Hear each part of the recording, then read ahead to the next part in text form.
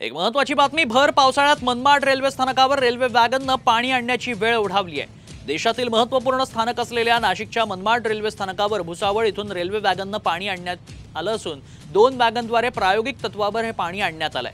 मनमाडची पाणी टंचाई सर्वश्रुत आहे। भविष्यात पाणी टंचाईची परिस्थिती निर्माण झाल्यास मनमाड रेल्वे स्थानकावर त्याच्या झळा बसू नयेत, प्रवाशांना पाणी टंचाई जाणवू नये यासाठी प्रायोगिक चाचणी करण्यात आली आहे। अधिक माहिती जाणून घेऊ, आमचे प्रतिनिधी अजय सोनावणे सध्या आपल्या संपर्कात आहेत। अजय, काय अधिक तपशील? मनमाडची पाणी टंचाई ही गेल्या अनेक वर्षांपासूनची आहे।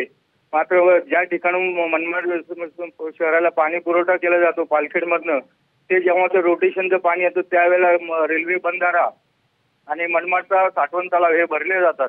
मात्र मागच्या वर्षीचा दुष्काळ बघितला तर या वर्षी पाणी टंचाई अति तीव्र झालेली होती।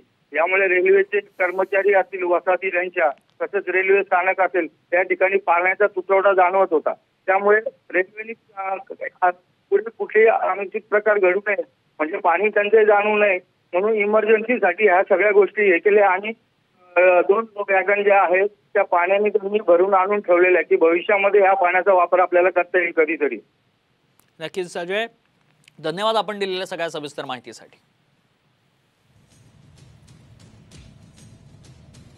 एक्सक्लुसिव्ह दृश्य आपण बघतोय। मनमाड स्टेशनवर भर पावसाळ्यात रेल्वेनं पाणी आणण्याची वेळ ओढावली आहे। त्यामुळे आगामी काळात जर पाणी टंचाईच्या झळा बसल्या तर अशा पद्धतीत प्रयोग केला जाऊ शकतो। प्रायोगिक चाचणी यावेळी करण्यात आली। भर पावसाळ्यात रेल्वेनं पाणी आणण्यात आलं, मात्र भविष्यात पाण्याचा त्रास जाणवू नये यासाठी ही प्रायोगिक चाचणी।